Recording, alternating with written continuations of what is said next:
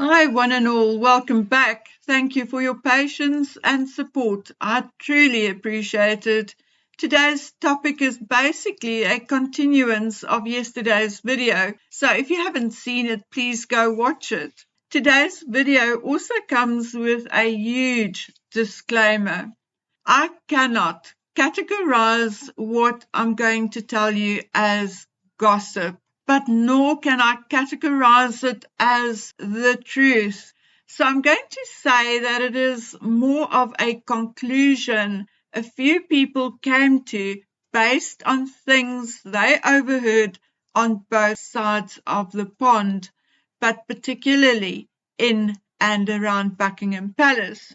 And it just so happened that the right three people had a discussion regarding the royal family and discovered that they each have a piece of the puzzle. Okay, in yesterday's video, I told you that I heard that the palace has discussed a contingency plan for Harry in case his visa issue blows up in his face, or there are further issues with some of his friendships and or his marriage. Now, at this point, I just wish to also point out that whatever is to follow did not come from Jay. Okay? Jay is an entirely different matter. Okay. This was indeed, as I said, a discussion between three people of whom I happen to know one. A retired journalist who is still freelancing and busy writing a book. The gossip part is that King Charles wants nothing more than to have Harry back and under his wing. The king also accepts that if he takes Harry back, he will have to take Meghan back as well.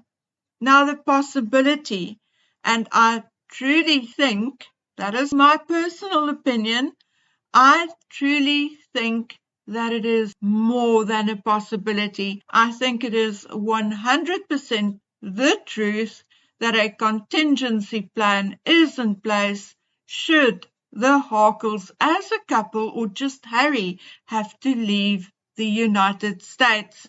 My friend and his friends agree because that is what they heard from different sources as well. They tell me, though, that the main issue or the two main issues are indeed Meghan and William. Meghan, because although the king still likes her what he calls spunk, now I would rather call it brass neck, but that's neither here nor there, the king does not exactly trust her, and he also does not appreciate her straightforwardness when it comes to her demands. To date, it had been the king and his staff who did the begging for money for his charities and projects, and he's not used to someone coming to him saying, gimme, gimme. No. When something needs to be paid for, it is done through the king, or when he was still prince, through his office and the treasurer or the accountant. In elite society, it is considered impolite and bad manners to talk openly about money, unless, of course, it is a formal business meeting. Meghan, however, does not have any such qualms. Doesn't matter where or when, she will just go, "Oh, Harry dear, I see my expense account is a little low. Please call Daddy-O and tell him I need at least £9,000 for that Valentino dress." Yes, that is how it went, and Charles found that a little crass, and even said so until one day after they left, he said to the Queen that he no longer wished to be the bank of Dad, or something like that. But other than that, it is said that Charles admires Meghan for her tenacity, and that in his eyes, the nickname he gave her, Tungsten, was meant as a compliment. It is also said that recently Charles made it clear that he is willing to forgive Harry because he understands what a difficult childhood Harry had and fully accepts his responsibility or part in it. So yes, Charles went ahead and chose that age-old narrative, that excuse that had been working for 30 years now, again, just like his son. But to sum it all up, problem number one is a trust issue concerning Meghan's blabbermouth and frequent lies. Problem number two for the king is then William. In Harry's book, I think, and so does my three learned friends, that William was the one who got targeted the most in Harry's book. Then Catherine, and then Charles and Camilla. So for William, it was, say, 10 times as hard as for anyone else. Years ago, he had a brother who was going to have his back and be his deputy, his sounding board, and his confidant. Now, not only has his brother walked away and left him to it, but he also smeared William as much as he could and at every opportunity, including obviously in his book. And no one has ever called William Willie. If not called by his name, he was called Wills or Wales. Calling him Willie was 100% Harry's way to diminish and embarrass his brother. Then neither Harry nor Meghan spared Catherine from any of their hateful vitriol, even rehashing the unkind nickname she had before the marriage, namely Waity Katie. Meghan loved bringing that up in the Oprah interview, and the thing is that they kept up this campaign from shortly before the wedding right up to this very day. 6 whole years. Then we think we have suffered under the Sussex squad and the sugar attacks, etc. Well, what we have suffered is nothing compared to the vile harassment Catherine received. In the days after the Oprah interview, Catherine received thousands, and I mean thousands of pieces of hate mail. Anything and everything you can think of, from vile insults to death threats. Now, we all know that William is extremely protective of Catherine and the children. So not only is he in a position to fight for his own reputation, but he also needs to be a rock for his wife and children. Now, I'm asking you, in what universe is it okay for someone to do that to someone else? And in which universe do they expect someone to regain trust, to forgive and forget at the snap of a finger? Certainly not in mine. So the discussion continued about the dilemma facing the king. The king is indeed himself stubborn, obstinate, and he wants what he wants. But he is not stupid either. He knows it will be very difficult to reintegrate Harry into the monarchy as a working royal again, because not only will he have to get past William or get William to agree to his plans, but he also knows that a large portion of the public will not accept it either. There is still a lot of anger over the anguish Harry and Meghan caused the Queen and Prince Philip in their last years, and about the military appointments Harry abandoned. People are not as fickle and short of memory as the king may think they are. Many people are still reeling from the many blatant and unnecessary lies Harry and Meghan told. Very few people in Britain and the Commonwealth realm actually have much, if any, trust in Harry and Meghan, and the king knows it. So what to do with Harry? Remember, DHS has asked Judge Nichols for an additional 2 weeks to search for Harry's visa application, and tomorrow, the 4th, is then D-Day. Once the judge received it, he will obviously review it and then decide whether it is significant enough to continue with the Heritage Foundation's request.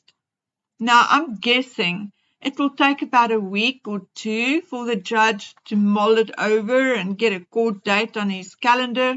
Now, for us nosy humans, 2 weeks are a long time, but in terms of the monarchy, it may not be enough. Let's say, and I don't think for a minute that it is going to happen, but let's say Harry is deported. A massive scandal for a member of the royal family, particularly as the deportation will be drug-related, which is a criminal offence in England. So now what? Regardless of what the king will want, I doubt the Privy Council or Parliament will allow Harry to do official duties for a long, long time, as he would make a laughing stock of the monarchy and government, showing them to have no strength, no guts, no discipline, and not taking notice of the people's wishes. So working for the monarchy, that I think is out, at least for now. As a non-working royal, Harry can, however, still be given a grace and favour home by his father or appointed one. And obviously, that kind of rental will then be at a reduced rate, like, say, Andrew's grace and favour home or Frogmore Cottage, which they had before. Those rentals are nowhere near market-related prices. But as the king's son, he may be given one again. But, again, will the Privy Council allow it? Will the Crown Estate Trust allow it? Remember, Harry and Meghan renovated Frogmore Cottage at a great cost and then practically abandoned it. Maybe an apartment at St. James's Palace will be offered to them. But will that be good enough for Madame Markle? Anyway, so there are all the what, where, and whens we are speculating about. But is it true? Is the king really working with Harry and Meghan, with his council, etc., on a contingency plan? And yes, unfortunately, I, unlike a lot of others, believe that he is. So why do I believe it? By now, you guys should know. I don't just suddenly wake up one morning and decide to believe something. I normally have something behind my thought pattern or whatever you want to call it. Now, firstly, it has come to my attention that Meghan is actively seeking a British PR company to represent her in the United Kingdom. So far, I'm told, she has not had much success with one PR company in particular, not hesitating to turn her down, as did a second PR company, citing conflict of interest. A third PR company is allegedly considering taking her on as a client. When asked about it, Meghan said that she sought representation not for herself, but for her new brand, American Riviera Orchard. Well, I'm not so sure about that. I don't think that is true. For retail goods, you need an advertising or marketing expert, not a PR company or PR person. Anyhow, it is also said that King Charles has decided to use the same tactics as he used with Camilla in the beginning, and thus Buckingham Palace press liaison has been instructed to only put positive PR and stories about Harry and Meghan out to the media. Charles allegedly firmly believes that he can repeat what they did with Camilla, once the most hated woman in Britain, remember? But what the king forgets is that he had Mark Bolland, who worked like a slave to get Camilla accepted by Charles's circle. And then Camilla had her quirks and a few tantrums, but otherwise she was compliant and followed instructions. Meghan, however, is a different species, though, and she has her own ideas, is very vocal about it, and listens to no one. I also think Meghan's attempt to be a royal in America and visit hospitals, reading to children in a modest dress and flat shoes is likely part of the plan going forward, trying to show the gullible public what a good royal she can be. Now, folks, I think, and listening to my friend, the journalist, and his friends, that we are in for a huge PR exercise, not driven by WME or Sunshine Sachs or whoever, but driven by Buckingham Palace itself. And we need to be very vigilant, because I think the game will be to slip the couple in more and more until we are again used to seeing the two grifters out and about. Now the question remains, what will William do? I think articles like this one saying that William and Harry will reconcile within the next week or 2 or 3 due to the cancer diagnosis of Charles and Catherine are exactly what I'm talking about. I think these articles are prompts from Buckingham Palace or Montecito in an attempt to force William to comply. But I think it may have the opposite effect on him. I think his tolerance level will be directly linked to Catherine's health. I think if she recovers better and faster than expected, William may look the other way a little and jump back into his duties. But I also think that if Catherine struggles and is not recovering as fast as expected, William will have less to no tolerance for Harry and his wife's nonsense. And for a long time, I have felt that the allure of the monarchy had lost its mystery and shine for William, and that the only thing keeping him in his role is his loyalty to his grandparents and country.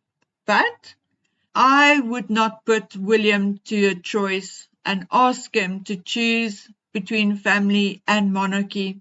I fear that he may choose his wife and children and walk away. The worse off Catherine is, the more protective he will also be of Catherine and the children. So despite these headlines, I do not think William is going to reconcile with his brother anytime soon. And if there is an attempt to force it on him, he will not take kindly to it, and his anger and wrath will likely reverberate down hallowed halls. Guys, we have to stay vigilant for that gaslighting. And remember what Harry and Meghan put the Queen and Prince Philip through during the last years of her life. Remember their classless behavior, because I think and feel that bringing them back in any capacity will be the final nail in the monarchy's coffin. Okay, guys and girls, now that is my opinion for the day. I will be back here with you as soon as possible. So, until then, please take good care of yourselves. Bye.